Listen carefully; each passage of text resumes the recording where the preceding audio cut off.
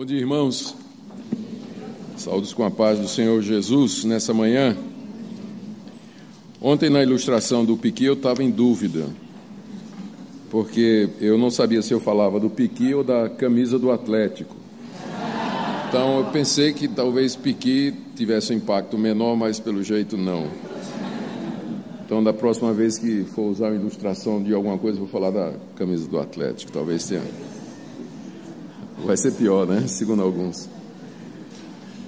Gente, capítulo 3 da carta de Paulo aos Colossenses, continuando a nossa exposição sobre a suficiência do nosso Senhor e Salvador Jesus Cristo, da sua pessoa e da sua obra. Vamos orar, pedindo que o nosso Deus nos conduza na compreensão da sua palavra nessa manhã.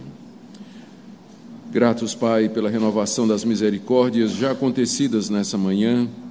Te damos graças pelo privilégio de podermos nos ajuntar no início desse dia para, ao redor da Tua palavra, compreender mais acerca do Teu Filho, de quem Ele é e da Sua obra por nós.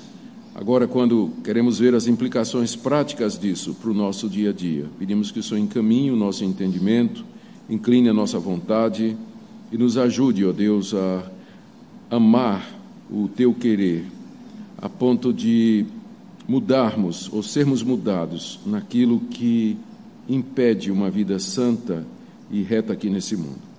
Ouve a nossa oração em nome de Jesus. Amém. Capítulo 3, irmãos, então, da carta de Paulo aos Colossenses. Deixa eu lembrar primeiro um pouquinho do que nós já vimos ontem.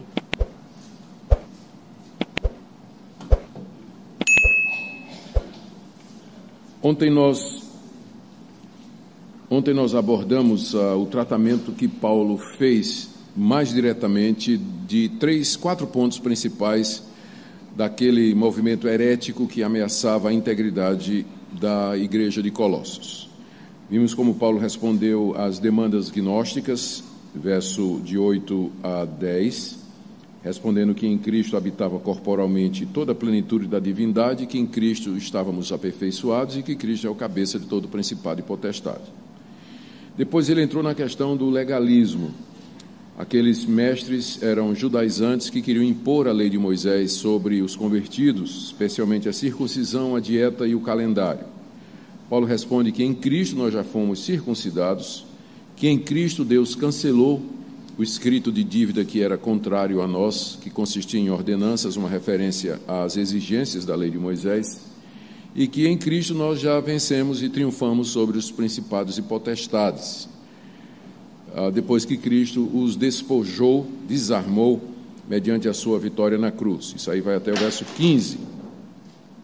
E, portanto, não deveriam deixar os colossenses que ninguém fosse julgá-los, porque eles não guardavam as leis de Moisés referentes à dieta, comida e também referentes aos tempos e épocas, o calendário religioso, porque Paulo diz que tudo aquilo era a sombra de Cristo.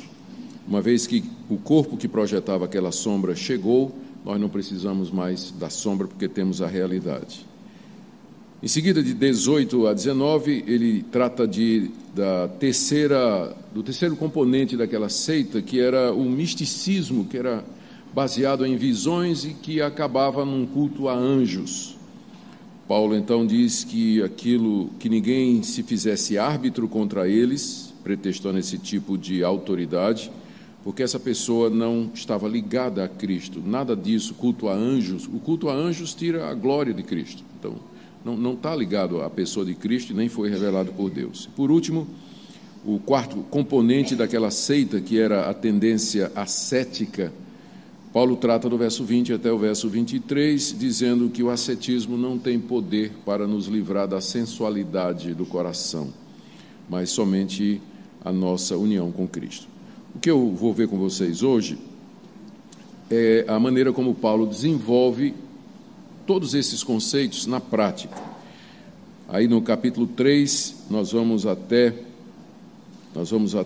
o final, entrando um versículo no capítulo 4, se Deus permitir. E hoje à noite a gente termina o capítulo 4. Então, aqui no capítulo 3, Paulo, em primeiro lugar, estabelece, ele vai desenvolver as implicações de tudo que ele falou até aqui. Isso faz parte da costumeira, faz parte da sua estratégia costumeira. Quando ele escreve cartas, com poucas exceções, geralmente ele tem uma parte doutrinária, que é a parte inicial, e em seguida uma parte mais prática, onde ele desenvolve as consequências da doutrina que ele estabeleceu. Então, de 1 a 2, ele falou da supremacia da pessoa e da obra de Cristo, e do capítulo 3 e 4, quais são as implicações disso para nós que estamos unidos a Cristo pela fé. Então, ele começa falando da base da santidade, que é em capítulo 3, de 1 a 4, nós estamos unidos a Cristo na sua morte e ressurreição, e a partir daí ele coloca vários imperativos, de que maneira os cristãos deveriam viver. Primeiro, com relação a nós mesmos, temos que mortificar o pecado que está em nós, aí no verso 5 até o verso 11. Depois, com relação aos nossos irmãos, de que maneira viver em relação a eles, do verso 12 até o verso 17. Depois ele fala da vida em família, que vai do verso 18 até o verso 21, e da vida em sociedade, do verso 22 até o capítulo 4, verso 1. Hoje à noite veremos a continuação, como o que devemos fazer com relação a Deus, versos 2, 3 e 4, e depois como viver com relação aos de fora, que são os versos 5 e 6 do capítulo 4. E aí ele termina a carta do verso 7 até o verso 18, mas isso é para hoje à noite, não quero me adiantar muito. Vamos então ver o que é que podemos fazer com o capítulo 3 nessa manhã. Vamos ler do verso 1 a 4. Portanto, se fostes ressuscitados juntamente com Cristo, buscai as coisas lá do alto, onde Cristo vive assentado à direita de Deus. Pensai nas coisas lá do alto, não nas que são aqui da terra, porque morrestes e a vossa vida está oculta juntamente com Cristo em Deus. Quando Cristo, que é a nossa vida, se manifestar, então vós também sereis manifestados com Ele em glória. Paulo aqui coloca dois imperativos, são duas ordens que nós encontramos aqui aos cristãos nesses 4 versículos. O primeiro está no verso 1, quando ele diz, buscai as coisas lá do alto, e o segundo no verso 2, pensai nas coisas lá do alto e não nas que são aqui da terra. Notem que essa perícope, essa passagem, ela começa com o portanto. O portanto introduz as consequências do que aconteceu antes. Antes ele falou da obra completa de Cristo, quem é Jesus e da nossa união com Ele. Portanto, à luz dessa verdade, vocês têm que, primeiro, buscar as coisas lá do alto e, segundo, pensar nas coisas lá do alto. Se Cristo é aquilo que Paulo disse que Ele é, a imagem do Deus invisível, a exata expressão do seu ser, se nele habita corporalmente toda a plenitude da divindade, se nele estamos aperfeiçoados, somos justificados, se nele a lei foi cancelada com relação a nós, se nele triunfamos dos principados e potestades, o resultado evidente é que Cristo é o centro da nossa vida. Ele é o nosso ponto de referência, para o qual tudo que somos e fazemos converge. Daí então, buscai as coisas lá do alto, onde Cristo vive assentado à direita de Deus. Essa é a primeira consequência de tudo que ele falou até agora. A minha busca, ou seja, o meu interesse maior na vida, não está aqui nesse mundo, mas está na pessoa de Cristo, que está assentado à direita de Deus, tendo feito a purificação pelos nossos pecados, tendo ressuscitado dos mortos e agora entronizado no centro do universo, governando todas as coisas. Então, o Cristo exaltado deve ser o objeto da minha busca aqui nesse mundo. Quando ele diz, buscai as coisas do alto, onde Cristo vive assentado às coisas de Deus, ele está repetindo aquilo que Cristo disse no Sermão do Monte: buscai em primeiro lugar o reino de Deus e a sua justiça, e as demais coisas serão acrescentadas. Então, a vida do cristão é orientada para Jesus, para o Senhor Jesus, para as coisas do alto. E coisas do alto, Paulo está falando genericamente, se refere especificamente à pessoa de Cristo e aquilo que ele representa. Então, muito embora eu esteja no mundo, eu estou ocupado com o meu trabalho, com o meu emprego, com os meus estudos, meus relacionamentos, estou ocupado em constituir uma família, criar os filhos. Todas essas coisas são boas, elas são legítimas, mas elas não são a coisa mais importante para o cristão. Todas estas coisas são feitas à luz dessa minha busca constante pela pessoa de Cristo, em oração, devoção, estudo, comunhão com Ele, tirar tempo para estar com Ele, refletir, meditar sobre a sua pessoa e sobre aquilo que Deus nos dá. Então, essa busca diária das coisas do alto é que deve caracterizar alguém que crê que, de fato, Cristo é suficiente e que Ele tem a primazia em todas as coisas. Uma boa ocasião para a gente se fazer essa pergunta. O que é que eu busco? O que é que tem prioridade na minha vida? Para quem são os meus primeiros pensamentos quando eu acordo e para quem são os últimos pensamentos antes de dormir? Durante o dia, a quem eu elevo constantemente os meus pensamentos? Quem ocupa a minha mente, o meu coração, e quem é o objeto do meu desejo durante o meu dia? A resposta teria que ser nos termos do que Paulo está dizendo aqui. As coisas do alto, onde Cristo vive assentado à direita de Deus. Semelhante a isso, a segunda exortação, no verso 2. Pensai nas coisas lá do alto, não nas que são aqui da terra. Quando Paulo diz isso, ele não está proibindo que a gente pense nas coisas básicas da nossa humanidade. Eu tenho que pensar como é que eu vou pagar minhas contas no final do mês. Eu tenho que pensar como é que eu vou, que ônibus eu vou tomar daqui para o centro da cidade. Eu tenho que pensar de que maneira eu vou administrar uma crise doméstica lá, ou de que maneira eu vou resolver um problema que meu filho está tendo na escola. Então, Paulo não está pedindo para a gente deixar de ser humano aqui, quando ele diz para pensar nas coisas do alto, em vez de pensar nas coisas daqui da terra. O que ele está dizendo é que nós devemos olhar para todas estas coisas, sempre da perspectiva do céu. Olhar para o meu trabalho, criação de filhos, o meu lazer, o meu namoro, a partir das coisas do alto. Pensar nelas. Vou tomar uma decisão, eu penso, o que é que Cristo tem a dizer a respeito disso? O que é que Deus tem a dizer a respeito disso? O que é que a minha união com Cristo implica em tudo isso? Ou seja, tudo que eu faço aqui, e eu tenho que fazer mesmo, um monte de coisa aqui nessa vida como ser humano, mas estas coisas têm que ser feitas à luz da glória, à luz da eternidade, à luz da pessoa de Cristo. Resumindo, nós temos que, a nossa mente, a nossa convicção, os nossos pensamentos, eles têm que ser cristocêntricos. O Senhor Jesus deve dominar o centro da minha vida, e daí então saem todas as decisões que eu preciso tomar. Ele dá 3 razões aqui, do verso de 1 a 4, para que nós tenhamos uma vida inteiramente voltada, pensamentos voltados, emoções voltadas para a pessoa de Jesus. A primeira razão está aí no verso 1. Portanto, se fostes ressuscitados juntamente com Cristo, buscai as coisas do alto. Esse se fostes, ele tem força, é uma construção na língua grega. A língua grega, como no português, tem 2 maneiras de expressar as frases condicionais, não é? Tem a condição de fato e a condição de dúvida. Então, isso aqui é uma condição de fato. Paulo não está duvidando. Portanto, se vocês foram ressuscitados, esse se aqui equivale a um já. Você pode traduzir assim: portanto, já que fostes ressuscitados com Cristo, não é uma condição de dúvida, mas é uma condição de fato. Poderia ser traduzido dessa maneira. Eu creio que algumas versões mais modernas, elas já traduzem dessa maneira, porque do jeito que está, parece que Paulo está expressando dúvida, né? Se vocês já foram ressuscitados com Cristo, mas não há dúvida nenhuma aqui.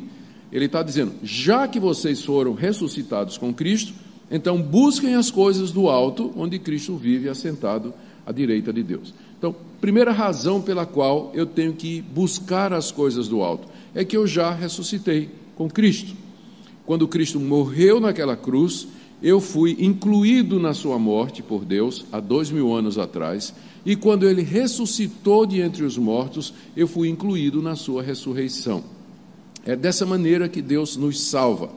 Ele nos salva da mesma forma que nós nos perdemos. Como é que nós nos perdemos? O nosso representante, Adão, caiu do estado de graça em que ele foi criado. Quando Adão pecou, ele precipitou-se a si mesmo e a toda a sua descendência, todos aqueles que ele representava, ou seja, eu, você, o seu próximo, meus filhos, meus netos, meus avós, a humanidade toda estava em Adão. Quando Adão caiu, precipitou a raça humana toda no pecado, na corrupção e na condenação. Como é que Deus resolveu isso? Ele mandou outro Adão, em quem, tendo feito a coisa certa, o seu povo é perdoado, ressurreto e salvo. Nós nos perdemos em Adão, mas somos salvos em Cristo. Como isso aconteceu? Deus incluiu na morte de Cristo e na sua ressurreição o seu povo.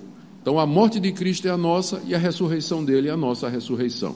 Então, com base nesse ato redentor de Deus, é que agora eu posso ser perdoado, posso ser santificado, e é a razão pela qual eu tenho que pensar nas coisas do alto, porque eu já ressuscitei com Jesus Cristo.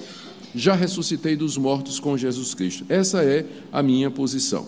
E não somente ressuscitei, a segunda razão que Paulo apresenta, mas eu também morri. Verso 2. Pensai nas coisas do alto, não nas que são da terra. Por quê? Verso 3. Porque morrestes e a vossa vida está oculta juntamente com Cristo em Deus. Eu não somente ressuscitei em Cristo, por isso eu tenho que buscar as coisas do alto, mas eu também morri com Cristo, por isso eu tenho que pensar nas coisas do alto e não das que são daqui da terra. Quando ele diz que a minha vida está oculta com Cristo em Deus, ele está observando o fato de que para o mundo não existe muita diferença entre nós, que estamos unidos a Cristo na sua morte e ressurreição, e os ímpios que se perdem. Porque mesmo os ímpios, eles trabalham como nós, eles dirigem como nós, eles criam seus filhos como nós, nós compartilhamos com a humanidade da vida comum. Então, às vezes, olhando de fora, não dá para distinguir quem está em Cristo ou não, porque há não cristãos que são honestos, que têm uma vida reta, isso devido à graça comum que Deus derrama sobre toda a humanidade. Então, essa verdadeira vida que nós temos, ela está, por enquanto, oculta em Cristo. O mundo não reconhece a igreja, ele não vê, não conhece o povo de Deus com certeza ou de maneira destacada. Na verdade, eles têm uma opinião péssima sobre nós, não é? Por conta dos motivos que nós conhecemos, que têm sido dados aí, dos escândalos financeiros e da má fama, das imoralidades e, enfim, o mundo, na verdade, tem uma péssima opinião de nós. A verdade é que isso que nós somos, mortos com Cristo e ressurretos com Ele, isso está oculto em Cristo da parte de Deus, que é o que diz o verso 3. Mas um dia isso vai mudar, que é o terceiro argumento de Paulo no verso 4. Quando Cristo, que é a nossa vida, se manifestar, ou seja, quando Cristo vier a segunda vez, e aí ele vem em glória, então vós também sereis manifestados com ele em glória. Aí o mundo de fato vai ver quem nós somos, porque nós seremos ressurretos dentre os mortos, transformados, glorificados com o mesmo corpo da ressurreição de Cristo. Olhando agora, nós somos iguaizinhos às outras pessoas do mundo, porque essa vida está oculta em Cristo. Mas quando Cristo se manifestar, o que nós somos, então será manifesto em glória diante do mundo. O mundo vai conhecer os filhos de Deus, o mundo vai ver a igreja na sua glória, o mundo vai ver os santos transformados, redimidos, completamente libertos do pecado e dos efeitos do pecado mediante a ressurreição. E aí então Deus será glorificado, justificado diante do mundo e louvado pelo seu povo eternamente. Então, o que nós somos aos olhos do mundo está oculto. Nós parecemos igualzinho ao mundo, às vezes pior, não é? Mas quando Cristo se manifestar, então nós nos manifestaremos com Ele em glória. Ponto de Paulo aqui nesses primeiros versículos é: nós estamos unidos a Cristo na sua morte e na sua ressurreição. Esse fato não parece óbvio por enquanto, mas na segunda vinda de Cristo, essa realidade de quem somos realmente, essa nova raça unida ao segundo Adão, isso vai se manifestar com toda clareza naquilo que Paulo chama aqui de glória. é o momento da glorificação, quando tudo vai ficar claro. Aqui você encontra um princípio que Paulo vai desenvolver no restante do capítulo 3 e 4, importante para nós observarmos. E o que a gente já percebeu aqui é que os imperativos que Paulo coloca, tipo, buscai as coisas do alto, pensai nas coisas do alto, eles são baseados em coisas que Deus fez. Geralmente o modo verbal na língua grega e também em português, que é usado para descrever um fato, é chamado o indicativo. Então, o modo indicativo do verbo é usado para apontar para uma realidade. O modo imperativo é o modo da ordem. Então, você vai ver que aqui, bem como no restante do Novo Testamento, especialmente em Paulo, os imperativos, eles são baseados nos indicativos. Exemplificando, vocês morreram com Cristo, isso é um indicativo. Portanto, vivam como mortos para o pecado, que é o imperativo. O imperativo se baseia no indicativo. Porque você morreu com Cristo, então viva de maneira digna de Cristo. Então Deus manda que nós sejamos alguma coisa com base em algo que Ele fez por nós. E nesse sentido, o cristianismo é completamente diferente de qualquer outra religião. Nas outras religiões, o imperativo vem primeiro. Ande direito e você se torna filho de Deus. No cristianismo é o contrário. Deus lhe fez seu filho. Ande de maneira digna disso. O cristianismo é a religião da graça. Deus primeiro nos faz alguma coisa, Ele nos recebe, Ele nos adota, Ele nos perdoa, e em seguida Ele diz, você agora vai viver de maneira digna disso. Nas outras religiões, que são todas religiões meritórias, o fiel primeiro tem que fazer alguma coisa, cumprir um ritual, ser moralista, dar esmolas, fazer caridade, e então Deus no final vai dar recompensa para ele. Mas percebamos com clareza a dinâmica do cristianismo aqui. Todos os imperativos, eles estão baseados em algum indicativo.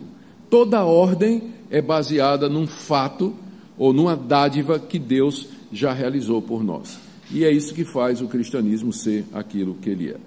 Então, vamos ver como Paulo desenvolve isso aí a partir do verso 5 até o final do capítulo 3.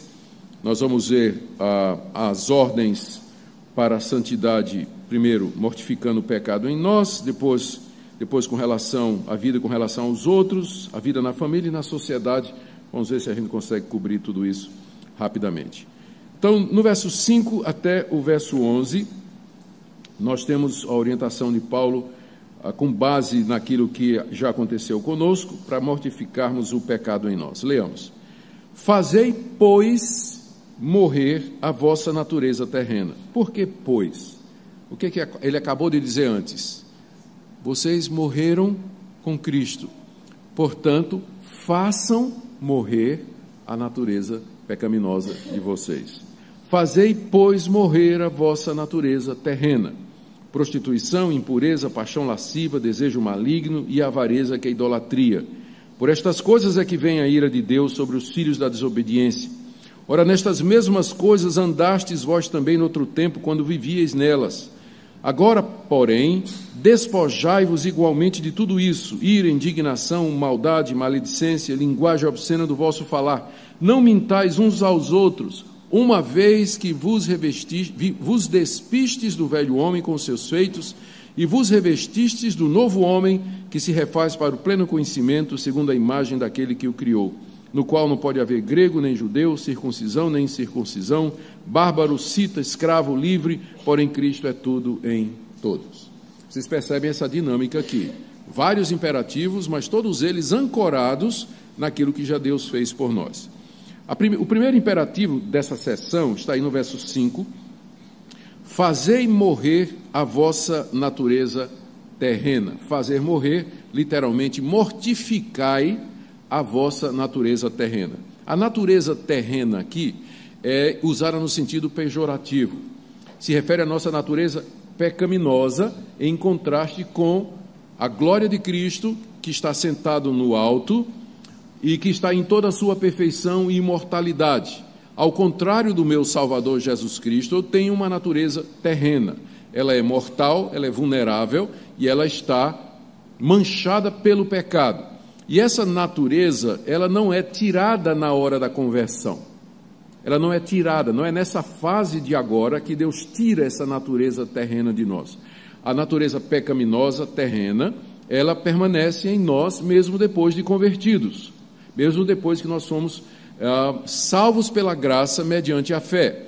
E essa natureza é a origem de todos os pecados atuais que nós cometemos, mesmo depois de crentes. Então, essa natureza, ela precisa ser mortificada. Você precisa sufocá-la, matá-la, por assim dizer, todo dia. Todo dia você tem que fazer morrer essa sua natureza terrena. Mas a base para você fazer isso, como nós já vimos ontem, não é a ascese que era pregada pelos falsos mestres, mas o fato de que eu já estou morto para o pecado mediante Jesus Cristo, como ele diz aqui no verso 3, morrestes, e a vossa vida está oculta com Cristo em Deus. Então, eu já morri para o pecado, portanto, faça morrer sua natureza terrena. Não é engraçado isso? Deus diz assim, olha, você já morreu para o pecado, então faça morrer sua natureza terrena. Ou seja, com base nisso que Deus está dizendo, eu vou agir contra o pecado. É isso que significa tomar posse. O pessoal usa o termo tomar posse, né, para as promessas de prosperidade material, né? Tome posse da saúde, tome posse da sua bênção, tome posse da sua prosperidade. Tá, mas na verdade o que você tem que tomar, isso aqui é que é tomar posse. Deus está dizendo, você já morreu para o pecado, você foi crucificado com Cristo. Então, tome posse disso e diga não ao pecado todo dia. Então, a força que eu tenho para me negar a mim mesmo e negar ao pecado, não é a força que eu encontro em mim, na minha resolução, ou no meu caráter, ou qualquer outra virtude que eu tenha, porque eu não tenho. Mas a força para dizer não ao pecado vem dessa declaração de Deus de que eu estou morto para o pecado mediante a fé em Cristo Jesus. Tem uma história a respeito de Agostinho, que eu sempre gosto de contar, que era interessante. Agostinho é um pai da igreja que se converteu já com uma certa idade, uns 40 anos, e ele tinha vivido uma vida extremamente dissoluta. E a graça de Deus o alcançou, ele se tornou um cristão extraordinário, provavelmente o maior teólogo e pensador do cristianismo no seu primeiro milênio. E conta que uma vez ele estava lá em Hipona, a cidade dele, andando na rua, e de repente uma ex-amante dele o reconheceu. E começou a seguir ele na rua e disse, Agostinho! Agostinho ouviu a voz, não é, entendeu quem era e apertou o passo, né? E a mulher atrás, Agostinho! Agostinho, né, andando, a mulher gritou, Agostinho, sou eu! Ele se virou para trás e disse, mas não sou eu. Aí, ó, foi embora, né? Está morto. Estou morto. O velho Agostinho já era. Aqui é um novo Agostinho, então não sei quem é a senhora, com licença, né? Bom, de passar bem, vou embora.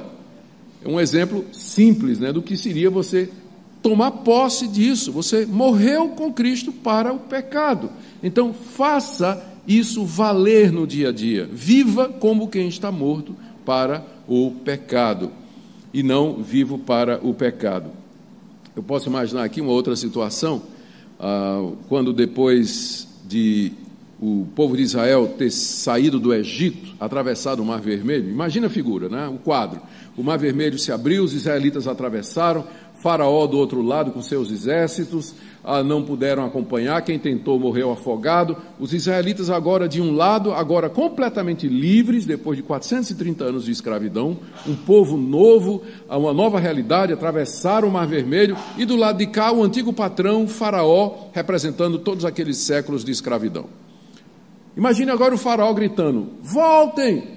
Vocês são meus escravos, vocês nasceram debaixo do meu império, do meu poder, são escravos a vida toda, voltem para me servir. Agora imagine um israelita lá do outro lado, ouvindo a voz do antigo patrão, ele se lança no mar, atravessa o mar a nado, chega do outro lado, se ajoelha diante de Faraó e presta obediência a Faraó. Parece ridículo, não é? Mas é exatamente isso que você faz toda vez que você peca. Porque Deus já disse: você já atravessou o Mar Vermelho, eu já libertei você, o pecado não é mais o seu senhor, você já morreu para o antigo patrão, você não tem que obedecer, você é livre em Cristo. Portanto, faça morrer a velha natureza, porque você já morreu com Cristo. Ele enumera aqui 5 coisas, 5 atos que são pertinentes da natureza pecaminosa. Primeiro, prostituição. Segundo, impureza. Terceiro, paixão lasciva. Quarto, desejo maligno. E o quinto, que é a avareza, nomeado por Paulo como sendo idolatria. Os 3 primeiros pecados aqui, essas 3 primeiras expressões da natureza pecaminosa, são na área da sexualidade. Prostituição, a impureza é a palavra porneia, a palavra mais ampla na língua grega para todo tipo de impureza, e paixão lasciva, ou seja, desejos impróprios com relação a outra pessoa. Isso aqui definiria bem a vida antiga, era o que eles eram antes de terem morrido com Cristo para o pecado. Eles viviam em prostituição, em impureza sexual e em desejos pecaminosos com relação a outras pessoas. Mas isso aqui já foi crucificado com Cristo. Isso então tem que ser mortificado diariamente. Faça morrer esse desejo de se prostituir, esse desejo de ver imoralidade, de ver pornografia, esses desejos que você tem por uma pessoa que não pode ser a sua pessoa, não pode. Então, isso você tem que sufocar, isso você tem que matar. E é claro, você só pode fazer isso tomando posse do que Deus já disse, porque você já morreu para isso. Você já morreu para isso. Ele ainda fala de desejo maligno, que é uma expressão muito geral, todo tipo de desejo mal, má intenção, o desejo de fazer o que não presta pelo motivo errado, e a avareza, que é amor ao dinheiro, e que é o único pecado na Bíblia que é equiparado à idolatria. É o único pecado na Bíblia equiparado à idolatria, porque, de fato, o rival de Deus é o dinheiro, como Jesus disse. Você não pode servir a Deus e às riquezas. Então, as riquezas representam um Deus, um ídolo, que o homem ou vai servi-lo ou vai servi-lo a Deus. Por isso que a avareza, que é amor ao dinheiro, é chamado na Bíblia de idolatria. É o único pecado que tem esse nome, né, que é equiparado ao pecado de idolatria, é a avareza. Então, estas coisas fazem parte da nossa natureza pecaminosa e elas têm que ser mortificadas com base na minha união, na morte com o Senhor Jesus Cristo. E Paulo dá mais 2 razões para a gente mortificar essas coisas. Primeira, no verso 6. Por estas coisas é que vem a ira de Deus sobre os filhos da desobediência. É por estas coisas que Deus vai derramar a sua ira no dia do juízo contra esses desobedientes. Vocês não são mais filhos da desobediência. Vocês eram filhos da desobediência. O que é que significa filhos da desobediência? Vocês eram filhos daquele primeiro casal desobediente. E vocês eram tão desobedientes como Adão e Eva. Mas agora vocês morreram com Cristo e ressuscitaram com um novo Adão. Vocês não são mais filhos da desobediência, vocês são filhos de Deus. Os filhos da desobediência, eles vão receber a ira de Deus por praticarem coisas como essa: prostituição, imoralidade, desejo lascivo, desejos maus, paixão lasciva, aliás, e a avareza.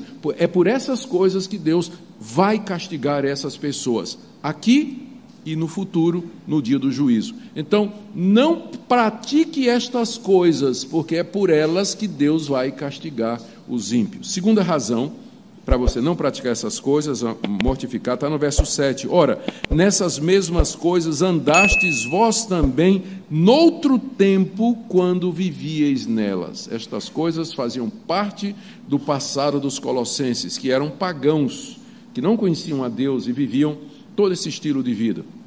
Então, isso era o que vocês faziam antes, mas agora vocês estão unidos a Cristo, vocês foram salvos pelo Senhor Jesus, morreram com Ele, portanto, a vida de vocês tem que ser diferente. Vocês percebem como Paulo desenvolve, em termos práticos, tudo o que ele disse na primeira parte da carta.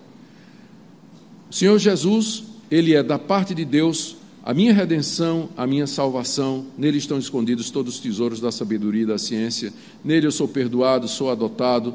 Nele eu já venci o mundo, venci o pecado, venci os principados e potestades. Mas o que é que isso representa na prática? Representa na prática uma vida de mortificação da vida pagã, dos desejos malignos, da vida de imoralidade, da devassidão que caracteriza um mundo sem Deus. Então é assim que nós devemos andar. O segundo imperativo está agora no verso 8. Primeiro foi, faça morrer a sua natureza pecaminosa, e ele deu duas razões para isso. Agora vem um segundo imperativo que está no verso 8. Agora, porém, ou seja, em contraste com a vida que vocês levavam antes, despojai-vos igualmente de tudo isso: ira, indignação, maldade, maledicência, linguagem obscena do vosso falar. Ele está dizendo basicamente a mesma coisa. Primeiro ele disse, faça morrer a natureza terrena. E agora ele diz, se despoje de tudo isso. Despojar significa tirar roupa, né? Tirar roupa, é nesse sentido. Dispa-se dessas coisas. Essas coisas são como trapos imundos e sujos sobre você. Você tem que tirar esses trapos de imundícia, de sujeira da sua vida. E ele enumera mais cinco coisas que caracterizam esses trapos imundos. Igualmente, despojai-vos de tudo isso. Aí vem ira, indignação, maldade, maledicência, linguagem obscena no vosso falar. Estas coisas são autoevidentes, não precisa de explicação, todo mundo sabe o que é ira. A ira aqui é a ira pecaminosa, porque existe uma ira justa, em que você fica irado contra o pecado. Tanto é que Paulo em Efésios faz a distinção entre irai-vos e não pequeis. Quer dizer que é possível você irar-se sem pecar. É o que a gente chama de uma ira santa, justa, quando você vê o mal sendo praticado, o ímpio sendo poupado, o justo sendo apenado. Então aquilo traz uma ira justa, porque nós queremos que a justiça seja feita, nós queremos que a verdade prevaleça. Então, o que Paulo está proibindo aqui é a ira humana, que geralmente é resultado, é a raiva, né, que geralmente é resultado de frustração, de descontentamento nosso, ou de divergência com relação a determinadas coisas que acabam provocando um sentimento de ódio contra o próximo. Então Paulo diz, isso aí faz parte da antiga natureza, se despoje disso. Indignação é uma forma de ira, não é? Que é um pouco mais polida, né? É a ira politicamente correta. Você está com raiva? Não, eu só estou indignado. Né? Está com raiva sim, né? Está com ódio no coração, mas né, fica apresentando-se como se não fosse. Maldade, que é o desejo de fazer mal, de ver o mal dos outros. Maledicência, fala mal das pessoas, ir para a rede social, usar o Facebook e outras coisas para falar mal de gente que você não conhece, passar informação mentirosa. Maledicência, né? Falar mal de pessoas que você não conhece. E às vezes a Bíblia diz que se alguém tem alguma coisa contra outro, primeiro vá conversar com seu irmão.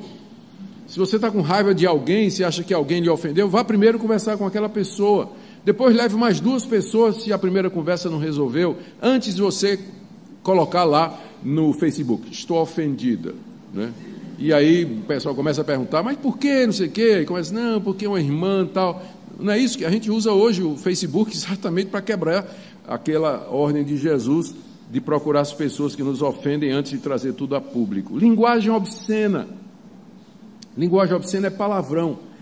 E eu fico desconcertado quando em perfis evangélicos você vê pastores, né, e líderes evangélicos e cristãos falando um monte de palavrão e achando que é tudo natural, que palavrão é uma questão relativa.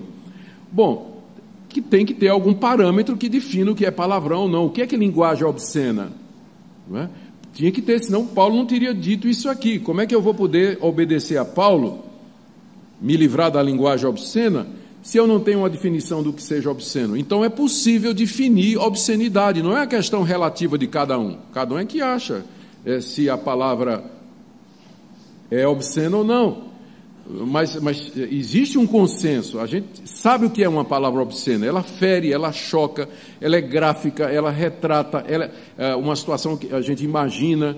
Então, todas essas obscenidades que são proferidas com as palavras, elas devem ser evitadas. A linguagem do cristão tem que ser cortês, tem que ser clara, tem que ser educada sempre. Palavras de graça para abençoar aquelas pessoas que nos ouvem. E não palavra obscena no seu perfil, no seu Face, ou mesmo conversando com as pessoas. A gente devia se livrar de todas estas coisas. São 5 coisas e Paulo acrescenta uma 6ª no verso 9. Não mintais uns aos outros. A mentira também faz parte da natureza terrena e nós devíamos nos despojar. E aí ele coloca a razão. Quais são as razões pelas quais eu deveria me despojar da ira, indignação, maldade, maledicência, linguagem obscena e da mentira? A razão está no verso 9. Você tem que se despojar de tudo isso porque você já se despojou do velho homem com seus feitos. É o mesmo argumento anterior.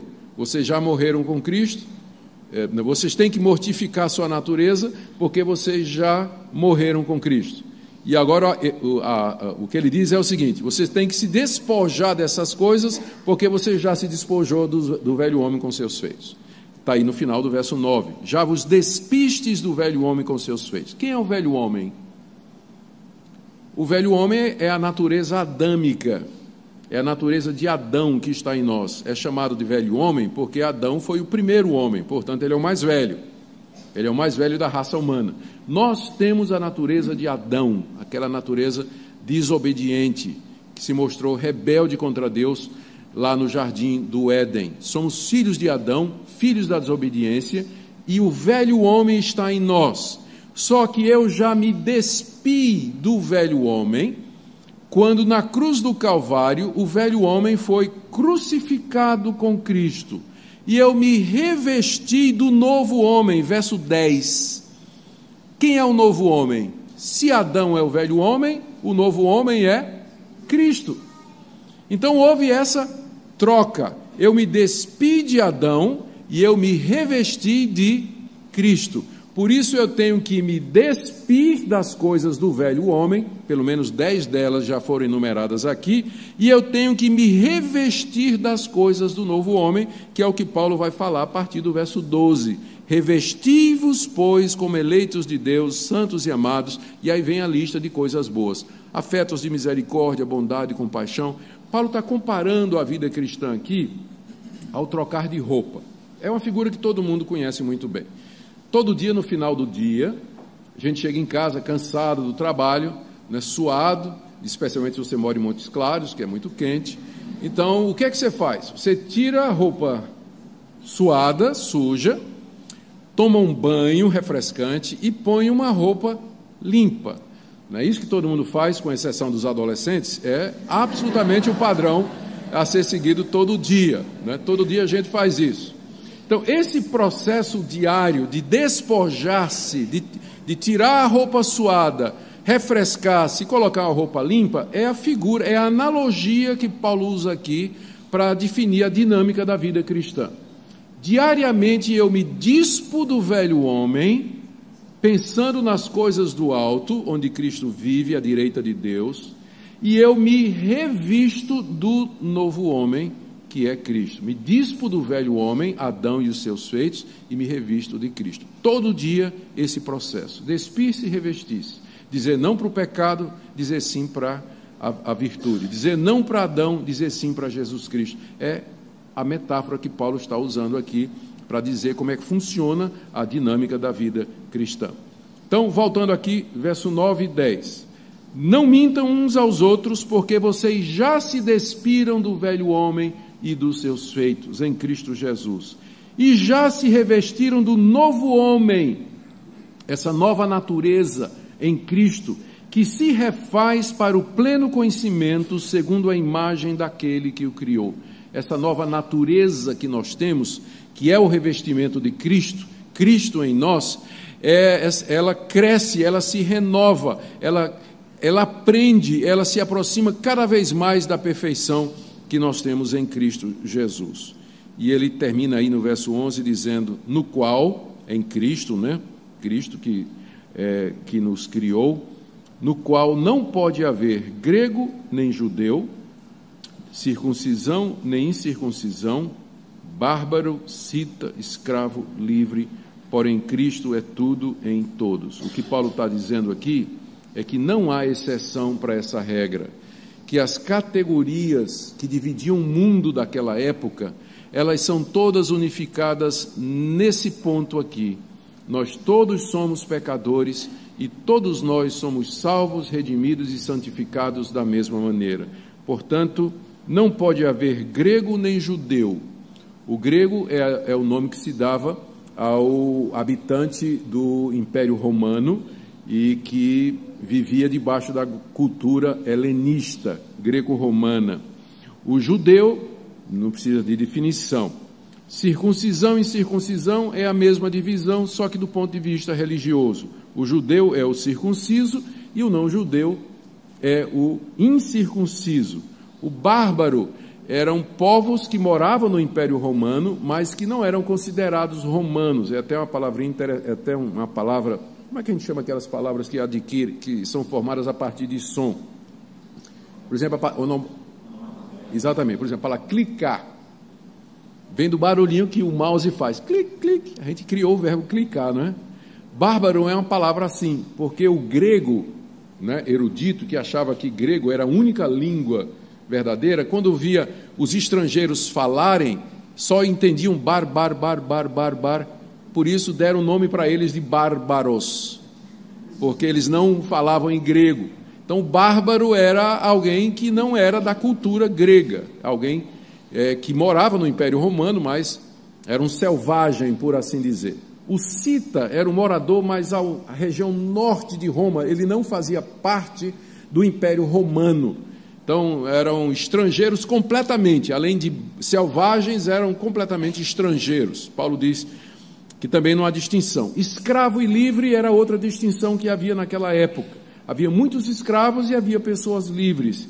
E tinha também, os escravos e livres. Só para lembrar, essa carta, um dos portadores dessa carta para Colossos é exatamente um ex-escravo chamado Onésimo. A gente vai ver isso hoje à noite. É um ex-escravo chamado Onésimo, que vai ser um dos portadores dessa carta para o seu patrão Filemão. Então, em Cristo, todas aquelas distinções raciais, culturais e religiosas que havia, elas se dissipam, porque Deus só tem um plano, um propósito, um caminho, uma nova raça, que une pessoas de todas essas categorias, formando um novo homem que é a igreja. Pessoas que já morreram para o pecado, se despiram do velho homem, já se revestiram de Cristo, com ele ressuscitaram e, portanto, vivem aqui nesse mundo uma vida de mortificação da natureza pecaminosa. Esse é, então, o efeito da nossa união com Cristo, aquele que Paulo já descreveu nos capítulos 1 e 2 como sendo a plenitude de Deus. Continuando, então, do verso 12 ao 17, nós temos agora o terceiro imperativo, onde Paulo manda agora que a gente se revista dessas coisas que vêm de Deus. Revesti-vos, pois, estou aqui no verso 12, revesti-vos, pois, como eleitos de Deus, santos e amados, de ternos afetos, de misericórdia, de bondade, de humildade, de mansidão, de longanimidade, suportai-vos uns aos outros, perdoai-vos mutuamente, caso alguém tenha motivo de queixa contra outrem, assim como o Senhor vos perdoou, assim também perdoai vós. Acima de tudo isso, porém, esteja o amor, que é o vínculo da perfeição. Seja a paz de Cristo o árbitro em vosso coração, a qual também fostes chamados em um só corpo, e sede agradecidos. Habite ricamente em vós a palavra de Cristo, instruí-vos e aconselhai-vos mutuamente em toda a sabedoria, louvando a Deus com salmos e hinos e cânticos espirituais, com gratidão em vosso coração. Tudo o que fizerdes, seja em palavra, seja em ação, fazei em nome do Senhor Jesus, dando por ele graças a Deus Pai. Você tem aqui perto de 20 imperativos, orientações do apóstolo Paulo sobre como vivermos a vida em comunidade. Você veja que até agora o que ele falou tem a ver com a luta que eu tenho contra o pecado em mim. Então até agora era eu e eu. Agora, do verso 12 até 17, eu e os outros, como é que eu me comporto em sociedade, em comunhão, na igreja, como é que eu me relaciono com os irmãos, o que mostra que Paulo pressupunha que todo cristão estaria igrejado. Não é? Está pressupondo que o cristão é igrejado, ele está numa comunidade, senão por que essas orientações aqui de como o cristão deve se relacionar com outros cristãos? Se é possível ser cristão sem estar igrejado, essas orientações elas não fazem sentido, elas são opcionais, mas não parece ser isso. Paulo aqui está dizendo de que maneira aqueles que estão em Cristo devem viver, e eles vivem em comunidade. Nós estamos em igreja, estamos juntos, formamos um povo, estamos unidos, e existem as regras de engajamento. Como é que eu me relaciono então com pessoas que, como eu, creem no Senhor Jesus Cristo? E aqui que entra o lado positivo daquela analogia, revestir-se. Paulo manda que a gente se revista de umas 20 coisas aqui, não é? Eu não vou entrar em detalhes em todas elas, mas elas em bloco, quando a gente lê tudo, tem um quadro, elas fazem uma impressão bem positiva em nós. Se revistam como eleitos de Deus. Paulo não tinha problema nenhum em usar o termo eleito, né? Hoje é que a gente fica meio desconfiado em usar o termo eleito, mas Paulo não tinha dificuldade nenhuma. Os crentes são eleitos de Deus mesmo, não porque Deus previu que eles haveriam de crer, não é? Porque o tempo todo você vê aqui, a salvação é atribuída a Deus. Eu fui incluído na morte de Cristo e na ressurreição de Cristo quando eu nem era nascido ainda. Então não tem nada a ver com o meu mérito, ou minha escolha, ou minha decisão. A eleição é baseada no ato soberano de Deus, feito antes da fundação do mundo, pela sua graça e pela sua misericórdia. Ele escolheu um povo de entre a humanidade caída para ser o seu novo povo, a sua nova raça. De entre os filhos da desobediência, ele tirou aqueles que haveriam de ser o povo da desobediência, que será manifesto quando Cristo vier em glória. Então, eleitos de Deus, vocês são eleitos de Deus. Então, como tal, mais uma vez, imperativo baseado no indicativo. Vocês são eleitos de Deus. Portanto, vivam como eleitos de Deus. E o que seria viver como eleitos de Deus? Seria você se revestir, aí vem a lista. Eleitos de Deus, santos e amados por Deus, se revistam então de misericórdia, bondade, humildade, mansidão, longanimidade, que é exatamente o oposto do que ele disse no verso 5 e no verso 8. Aí vem, regras do engajamento no meio da igreja. Suportai-vos uns aos outros. Isso aqui é muito necessário. Por que suportar uns aos outros? Porque tem crente chato. Tem crente que é difícil. Tem irmãos de alta manutenção. A gente tem que estar dando manutenção para ele o tempo todo, né? Complicado, difícil, temperamento difícil. É crente mesmo. Crente fiel em Cristo Jesus. Mas é complicado, é pessoa difícil. A gente tem que admitir isso. Tem gente difícil mesmo. E o que é que a gente tem que fazer? Tem que suportar. Ele é um irmão em Cristo. Tem gente que não vai mudar mesmo, é temperamento. Não muda, não tem como. Pode abrandar, né? Pode mortificar, mas é o que ele é. Então, precisa suportar. Se fosse possível resolver todos os problemas da igreja, não haveria necessidade de Paulo dizer, você tem que suportar um ao outro. O que implica que nem todos os problemas na igreja serão resolvidos, então o crente precisa ter uma dose de suporte, né? Para poder viver em comunidade. Suportai-vos uns aos outros. Perdoai-vos mutuamente, o que significa que vai ter pecado entre irmãos. Que irmão vai ofender outro, irmão vai ficar chateado com outro. Aqui nesse mundo, a igreja do lado de cá, enquanto nossa vida está oculta, enquanto ainda não se manifesta o que nós, na verdade, havemos de ser, nós temos que aprender a perdoar os irmãos, caso alguém tenha motivo de queixa contra outro. Sempre vai ter alguém que tem motivo de queixa contra outro. Uma palavra que não foi dita corretamente, uma atitude que acabou ofendendo, enfim, qualquer outra coisa que venha, porventura, a machucar uns aos outros. Daí nós temos que nos perdoar, suportar, perdoar. E aqui, como Paulo sempre faz, assim como o Senhor vos perdoou, assim também perdoai vós. Mais uma vez, indicativo, imperativo. Deus perdoou você. Esse é o indicativo. Qual é o imperativo? Perdoe o seu irmão. Nas outras religiões é o contrário. Perdoe o seu irmão, e aí Deus vai perdoar você. Aqui é diferente. Deus já perdoou você em Cristo. Portanto, perdoe o seu irmão. Acima de tudo, verso 14, esteja o amor, que é o vínculo da perfeição. O vínculo é alguma coisa que une outras duas, né? A gente sabe o que é fazer um vínculo num pedaço. Se eu pegar dois papéis aqui, juntar um no outro e fizer isso, né? Eu juntei os dois papéis através desse vínculo. O amor é o vínculo da perfeição.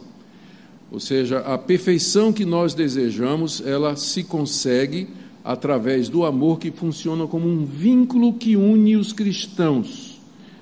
Une perfeitamente os cristãos, porque o amor perdoa, suporta, espera o melhor, dá o benefício da dúvida antes de julgar o coração da pessoa. Então, de fato, o amor entre os irmãos é o vínculo da perfeição, é aquilo que une a igreja. Verso 15, a paz de Cristo seja o árbitro no coração de vocês. O juiz que vai decidir as controvérsias, de fato, é aquela paz que nós temos da parte do Senhor Jesus Cristo. Paz, que ele diz aqui no verso 15, a qual nós somos chamados em um só corpo. O corpo aqui é a igreja, nós somos chamados. E aqui é uma referência a chamado eficaz, não é? Esse aqui são os que Deus chamou e não aceitou recusa. Os outros Deus convida. Um convite você pode recusar, mas um chamado de Deus é o chamado eficaz. Então, por isso que a Bíblia se refere aos cristãos não somente como eleitos, mas também como chamados. É um dos termos prediletos no Novo Testamento para o cristão. Porque ninguém se torna cristão por vontade própria, ele tem que ser chamado. Ninguém quer Deus, se Deus não chamar, o cara não vem. Então, vocês foram chamados, formando um corpo, que é a igreja, o conjunto dos eleitos de Deus. Aí continua, verso 16, habite ricamente em vós a palavra de Cristo. A essa altura o Novo Testamento não estava formado. A palavra de Cristo era transmitida de maneira oral pelos apóstolos, que foram testemunhas de tudo aquilo que Cristo disse e fez. Então, a palavra de Cristo, ela circulava oralmente e já tinha os primeiros livros escritos. Então, a palavra de Cristo, transmitida pelos apóstolos e pelos escritos existentes, habitasse ricamente entre eles, ou seja, que eles estivessem mergulhados, estudiosos, imersos na palavra de Deus. E aí, o que vem em seguida está ligado a isso. Instruí-vos e aconselhai-vos mutuamente em toda sabedoria. Como é que eu vou fazer isso se eu sou um desigrejado que fica em casa assistindo culto pela internet? Complicado, né? Instruí-vos e aconselhai-vos. O cristão precisa de comunhão, precisa de comunidade onde ele vai ser instruído, onde ele vai ser aconselhado, onde ele vai ser corrigido, onde ele vai ser perdoado, onde ele vai ser suportado.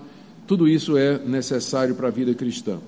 Louvando a Deus com salmos e hinos e cânticos espirituais, com gratidão em vosso coração, e finalmente tudo que fizerdes, seja em palavra, seja em ação, fazer em nome do Senhor Jesus, dando por ele graças a Deus. Aqui do verso 12 a 17, como eu disse, Paulo explica como é a vida em comunidade. Do verso 5 até o 11, eu tenho que lutar contra o pecado no meu coração. De 12 a 17, como é que eu vivo na comunidade dos santos. Amor sendo o vínculo da perfeição, o centro de todas as coisas. E aí ele estende agora a nossa união com Cristo para a vida de família. Verso 18, esposas, sede submissas ao próprio marido, como convém ao Senhor. 19, maridos, tratai vossa esposa, amai vossa esposa, e não a trateis com amargura. Filhos, em tudo obedecei a vossos pais, pois fazê-lo é grato diante do Senhor. E pais, não irriteis os vossos filhos, para que não fiquem desanimados. Então, agora Paulo detalha mais especificamente como essa união com Cristo, ela se reflete no casamento e na criação de filhos, na família. Primeiro, com relação à esposa que está unida ao Senhor Jesus, que foi redimida pelo Senhor Jesus, que busca as coisas do alto, que quer uma vida que reflita a vontade de Deus, ela vive uma vida de submissão ao próprio marido, como convém no Senhor. O motivo, Paulo sempre dando o motivo, né? Convém no Senhor que a esposa seja submissa ao seu marido. Por que é que a submissão da esposa convém no Senhor? Porque o Senhor Jesus é o cabeça da igreja, e ele é visto aqui nessa analogia como sendo Cristo é o cabeça da igreja, assim como o marido é o cabeça da sua esposa. Então, da mesma forma que a igreja está sujeita a Cristo, a esposa deve estar submissa ao seu marido. Por isso que é conveniente, diante da analogia de Cristo e da igreja, conveniente que a esposa seja submissa ao seu marido. É claro que eu tenho que fazer aqui um monte de qualificação e responder um monte de perguntas, não é? Vou tentar responder. Primeiro, a palavra submissão está traduzida corretamente, sim. Não é um problema de tradução, não. Como às vezes a mulher olha assim e diz, não, mas isso aqui tem que ser um problema de tradução. Não, minha irmã. A palavra submissão aqui é submissão mesmo. Não vai ser por aqui a escapada, não. Tá certo? Não vai ser por aqui. Outra coisa que é bom você notar é que essa submissão é ao próprio marido. Não significa que a mulher é submissa a qualquer homem. Mas aqui no caso é a submissão ao seu marido. Né? Não está dizendo que toda mulher, ela sempre é submissa a qualquer homem. Absolutamente não. Aqui Paulo está falando do casamento. Então, ela é submissa ao seu próprio marido. Como o parâmetro aqui é o Senhor, significa que essa submissão, ela só é exigida enquanto os interesses do Senhor estiverem sendo atendidos. Se o marido exigir da sua esposa alguma coisa que não convém ao Senhor, então a mulher está desobrigada a obedecer ao seu marido, porque a lealdade da mulher é, em primeiro lugar, Cristo. A consciência da mulher cristã está submissa a Jesus Cristo. Se o marido quer conduzi-la por um caminho que é contrário a Cristo, biblicamente falando, ela está liberada para obedecer antes a Deus do que aos homens. Antes a Deus do que aos homens. Por isso que é bom que você case com alguém que seja crente, minha irmã. Apesar de ter uns crentes cabra safado, né? Os maridos tem mesmo. Mas as chances são menores de que você vai ter conflitos entre a sua consciência e o seu dever de submissão a Jesus Cristo. Então, e lembrando que essa ordem do verso 18 é compensada pela do verso 19. Maridos, amai vossa esposa e não a trateis com amargura. O papel do marido é amar a esposa como Cristo amou a igreja. Amar significa prover, sustentar, ajudar, compreender, servir. E se o marido faz isso, vai facilitar muito a tarefa da esposa de ser submissa. E se a esposa é submissa, vai facilitar muito o papel do marido em amá-la. Então, quando os dois cumprem o seu papel, o casamento anda redondinho e ninguém sai magoado, porque é fácil a gente se submeter a quem nos ama e é mais fácil ainda amar quem se nos submete. E uma vez que isso é feito, cada um cumpre a sua parte, tudo está resolvido. E geralmente nos casamentos onde isso é observado, as decisões são tomadas via de regra por unanimidade, não tem voto de dissensão, nada, é tomado por unanimidade, em conjunto, em compreensão, porque se o homem ama a sua esposa, ele não vai impor a sua autoridade de maneira arbitrária, mas vai conversar, vai discutir, vão resolver juntos os problemas e as dificuldades. E a mulher que é submissa ao seu marido não vai tomar conta, ou vai tomar todas as decisões passando por cima do seu marido. O Martin Lloyd Jones conta uma experiência interessante. Ele, quando era pastor na cidade de Wales, ele saía visitando os membros da igreja e então foi visitar um casal da igreja. E logo que ele entrou na casa, ele percebeu a diferença dos dois. Ela era uma mulher inteligente, vibrante, energética, animada, comprometida. Ele morto nas calças, apagado, apático, sem liderança nenhuma, Ela brilhava com a intensidade do sol e ele lá apagado como um buraco negro. A coisa era... Aí eles entraram e ela já serviu tudo, conversou e tal, e ele percebia que de vez em quando, o tempo todo, ela dava um jeito de que a palavra final fosse do marido. Não é, querido? Não foi isso que você falou, tal. E ela, né, sempre valorizando o marido e, né, dando um up para o marido ficar na frente e tudo mais, né? Aí no final, na saída, eles se cumprimentaram na porta e o Martin Lloyd Jones chegou. A senhora me permite uma pergunta? Quem é realmente o cabeça dessa casa aqui? Ela disse, é o meu marido.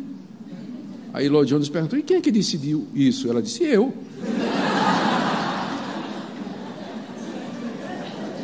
Minha irmã, a decisão de fato é sua, porque se você não deixar, o marido não vai ser o cabeça da casa, não tem como. Ele não vai ser, não vai conseguir, né? Ele não vai conseguir fazer isso. Maridos, amai vossa esposa e não trateis com amargura. Não tratar com amargura. Amargura de um marido descontente, magoado, chateado. Não, é tratar a esposa sem amargura. Filhos, verso 20, em tudo obedecei a vossos pais, pois fazer é grato diante do Senhor. Está aqui a orientação para os filhos. E no verso 21, pais, não irritei a vossos filhos, para que não fiquem desanimados. Todos vocês sabem que pais aqui não significa pai e mãe, né? Pai e mãe, não. Pai aqui é os homens que são pais. A dificuldade é que em português, se eu quiser dizer pai e mãe, eu tenho que dizer o quê? Pais. E se eu quiser me referir a dois homens que são pais, eu digo o quê? Mas em inglês é diferente. Se eu quiser dizer pai e mãe, eu digo o quê? Parents. Se eu quiser dizer dois homens que são pais, fathers. Em grego também existe essa distinção. Se eu quiser dizer pai e mãe em grego, gonés. Se eu quiser dizer dois homens que são pais, pateres. Então imagina qual é a palavra que está aqui. Pateres. Não está falando de pai e mãe, está falando dos homens, ou seja, de quem é a responsabilidade de cuidar dos meninos e criar os meninos? Né? As mulheres estão felizes agora em ouvir isso aí, porque o marido costuma deixar para a mulher toda essa parte de educar, não é? E cuidar dos filhos, mas a responsabilidade, biblicamente falando, é do pai. Pais, não irrite o seu filho para que não fique desanimado.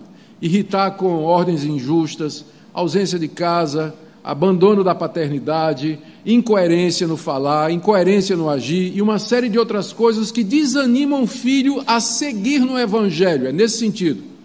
Que desanimam o filho de seguir na fé porque eles têm um péssimo exemplo do pai.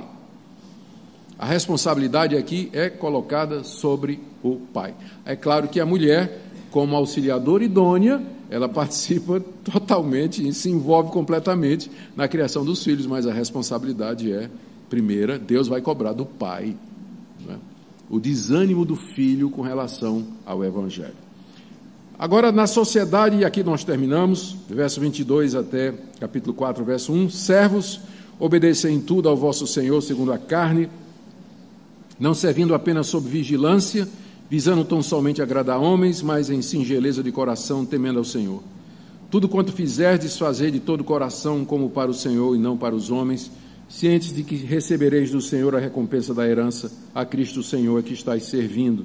Pois aquele que faz injustiça receberá em troco a injustiça feita, e nisso não há acepção de pessoas. Senhores, tratai os servos com justiça e com equidade, certos de que também vós tendes Senhor no céu. A razão pela qual Paulo empregou o verso 22 até 25 para falar sobre os deveres dos servos é porque os escravos, porque essa é a tradução correta, deveria ter sido traduzido como escravo, Escravidão era um sistema aceito no mundo bíblico. Não que a Bíblia aprovava, né? A Bíblia regulamentava uma situação que já existia para tornar a escravidão mais suportável. Mas as sementes da libertação e da demolição desse sistema já estão presentes em todo o Novo Testamento. Mas a realidade é que havia muitos escravos no Império Romano. Os escravos vinham de várias origens, prisioneiros de guerra, gente que já nasceu escravo, os pais eram escravos, ele já nasceu na escravidão, ou gente que se vendia como escravo para pagar uma dívida. Por isso que você encontrava escravos naquela época, que eram, às vezes, pessoas extremamente cultas e preparadas, e que eram usados até como tutores dos filhos do patrão. Mas tinham se vendido como escravo porque eles tinham problemas financeiros, não tinham como viver. E naquela época era melhor você viver como escravo, pelo menos você tinha comida, você tinha casa, você tinha a proteção do seu patrão, do que você viver na rua, onde você poderia correr o risco de morte, não ter o que comer e tudo mais. Então, a quantidade de escravos no Império Romano era muito grande. E a quantidade de escravos que se converteram ao cristianismo foi muito grande também. Tinha muitos cristãos que eram escravos. E a pergunta sempre era: como é que um cristão que é escravo, ele deve viver? Especialmente se ele tem um patrão que não é crente, que não é cristão. Como é que fica? É uma situação muito difícil.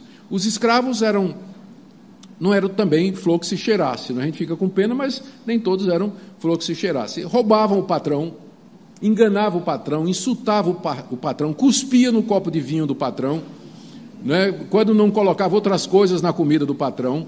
Então, os escravos, eles se vingavam dos maus tratos do jeito que eles podiam. Então, tinha muita vingança, tinha muito ódio na relação escravo-patrão naquela época. Então, as orientações que Paulo dá aqui, você vê que ele gasta um tempo para fazer isso, é para dizer para os escravos que se tornaram cristãos que a atitude deles agora é outra. Note que o cristianismo, ele não abole necessariamente as convenções a princípio. Quem era escravo e se converteu, continuou sendo escravo. Quem era casado e se converteu, continuou sendo casado.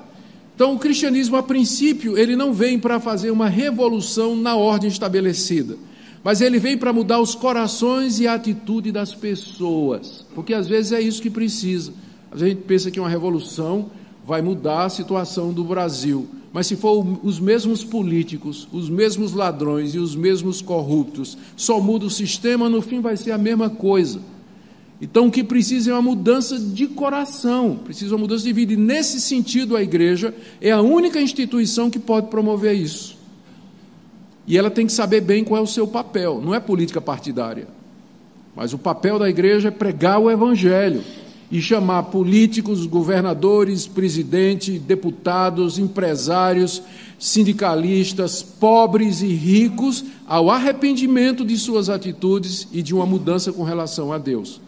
É isso que Paulo está fazendo aqui. Ele não está dizendo para os senhores aqui: liberem todos os seus escravos agora que você é crente. Não, eles tratam os seus escravos de maneira justa, de maneira correta, de maneira bondosa. E aos escravos ele não diz assim: fuja desse sistema imoral. Diz: não, seja o melhor escravo possível.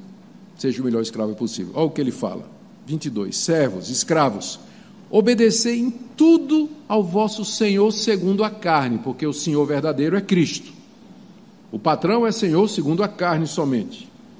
Não servindo apenas sob vigilância. Como eu disse, tinha escravo que só trabalhava quando o patrão estava olhando. Né? Então, ele diz: não, você agora é diferente, você vai trabalhar mesmo quando seu patrão não está olhando. Isso que eu estou dizendo aqui se aplica ao seu emprego, viu, irmão? Lá na loja, na oficina, no chão da fábrica, né, como empregada doméstica, não é para servir somente quando o patrão e a patroa estão vendo, não. Visando tão somente agradar a homens, mas em singeleza de coração, temendo ao Senhor. O escravo deveria ver o trabalho dele como um culto a Deus, como um serviço que ele prestava a Deus. Continuando, verso 23. Tudo quanto fizerdes como escravo, fazei de todo o coração, como para o Senhor e não para os homens. Já pensou? A motivação agora mudou. Eu vou servir ao meu patrão terreno, não para agradar a ele, mas porque eu quero agradar o patrão que está nos céus. E aí, trabalho vira vocação. E foi esse princípio que a reforma protestante trouxe, que causou uma revolução no mundo, que é chamado sacerdócio universal de todos os crentes. Todo crente é um sacerdote, todo crente é vocacionado. Acabou essa distinção entre trabalho secular e trabalho religioso que havia na Idade Média. Quando pensava, o que é um trabalho espiritual? Ser pastor, ser pregador, ser padre, ser bispo. E todos os outros trabalhos eram considerados seculares. Aqui Paulo acaba com essa distinção. Ao servir como escravo, aquele cristão estava fazendo aquilo a Deus, fazia parte da vocação dele, e essa valorização do trabalho fez com que nascesse do movimento reformado um sistema financeiro que valorizava o trabalho bem mais do que ela era valorizado naquela época. A mudança que esse pensamento trouxe na Europa foi muito grande. Os trabalhadores se sentiram valorizados, aprenderam a servir, que a vocação deles era tão santa quanto a vocação do pastor reformado, que estava pregando no púlpito todo domingo. E isso trouxe uma mudança na economia e nos costumes da Europa, aonde o movimento reformado chegou, a partir desse princípio aqui, de que você, na vocação em que você está, você pode servir a Deus. Isso, eu creio, é tão importante no dia de hoje, porque quando tem muitos jovens que chegam e dizem assim, eu quero servir a Deus de todo o coração, eu quero dar minha vida para Deus, eu vou ser pastor. Eu digo, não, meu irmão, pelo amor de Deus, não precisa ser pastor não, seja o melhor médico de Montes Claros, vai ser o melhor advogado da cidade. Aqui já é complicado, né?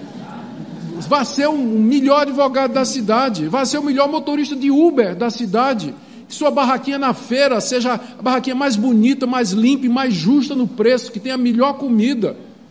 Você está servindo a Deus exatamente como o pastor está servindo. Você não precisa ser pastor para servir a Deus, não.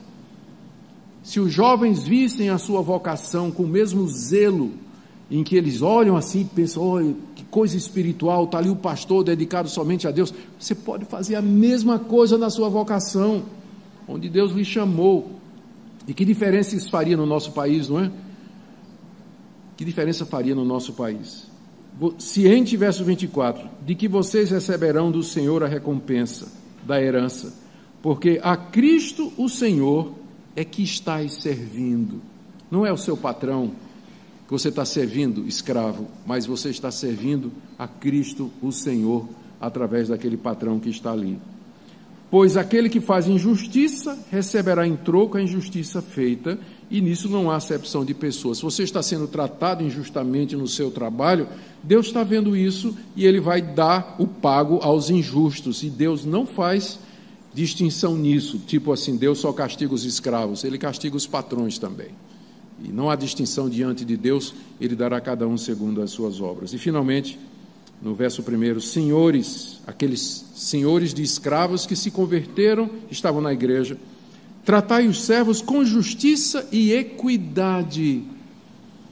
Tratar com justiça. Havia muita injustiça, é claro, né? Porque o patrão ele tinha direito de vida e morte sobre os escravos. Então eles marcavam a ferro os escravos fujões, açoitavam com penas terríveis, faziam com que eles trabalhassem de maneira desumana, davam condições de sobrevivência mínima. Não, aquele cristão que tinha escravos sob sua responsabilidade devia tratá-los com justiça e com equidade. Equidade aqui, igualdade, com misericórdia, certos de que vós tendes também um Senhor no céu. Você que é dono de escravo, você também é escravo. Você tem um patrão, e esse patrão está nos céus, que é o Senhor Jesus Cristo, e um dia você vai prestar contas de tudo isso. Gente, aqui você vê, então, como as implicações práticas daquilo que Paulo escreveu nos capítulos 1 e 2. E eu quero tirar aqui algumas lições para nós. Primeira delas, cristianismo não é somente a doutrina correta. Não é só a doutrina correta. Começa com a doutrina correta, capítulos 1 e 2. A pessoa de Cristo e a sua supremacia, a sua obra, a sua pessoa maravilhosa. Mas tudo isso desemboca na prática. Afeta meu casamento, a criação dos meus filhos, afeta o meu emprego, o relacionamento com os meus irmãos e minha vida particular na minha luta contra o pecado. O cristianismo ele é abrangente. O cristianismo tem pretensões sobre todas as áreas da vida. Cristo deseja dominar todas as áreas da sua vida. Ser cristão não é somente, já viram aqui, não é somente vir domingo na igreja para cantar, ouvir uma pregação, dar o seu dízimo, cantar no coral e ir embora. Mas o cristianismo tem demandas sobre cada aspecto da sua existência, individual, relacionamento com os outros, no seu casamento, criação dos seus filhos, em sociedade, como empregado, como patrão.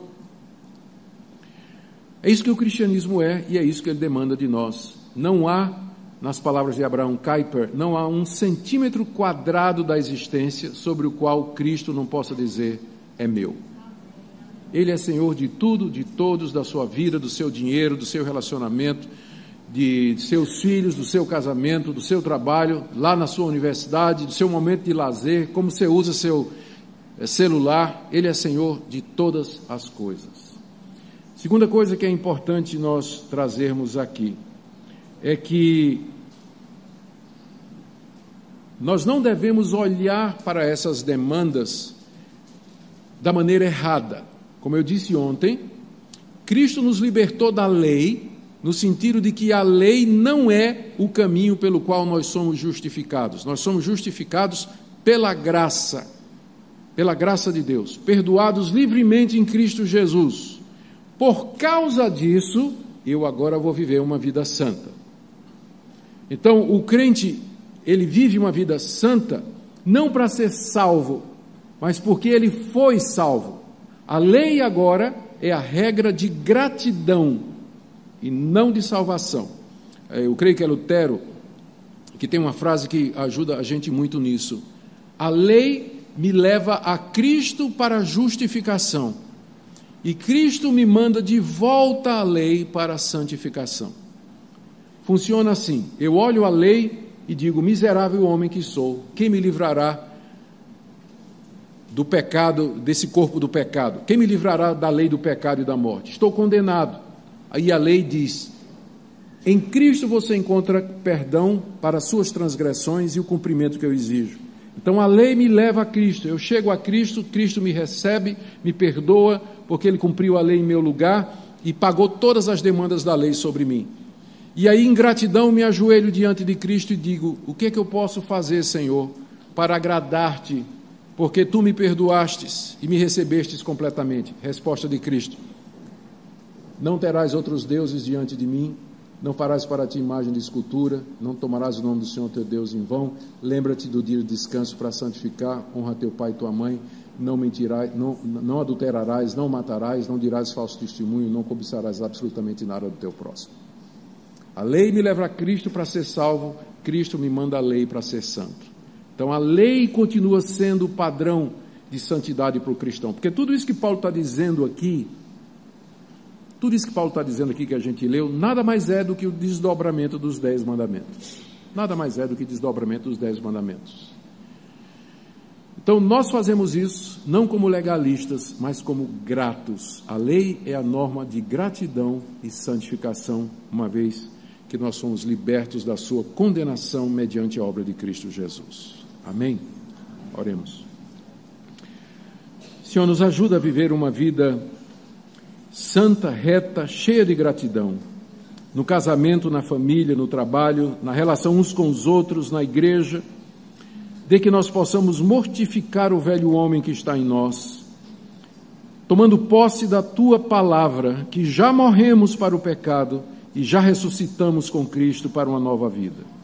Abençoa aqueles Teus filhos e filhas nessa manhã que lutam por viver uma vida santa, que essa mensagem possa ajudá-los a compreender. Em nome de Jesus. Amém. Muito obrigado, irmãos. Baixe nossos conteúdos gratuitamente. Acesse o canal pelo link na descrição.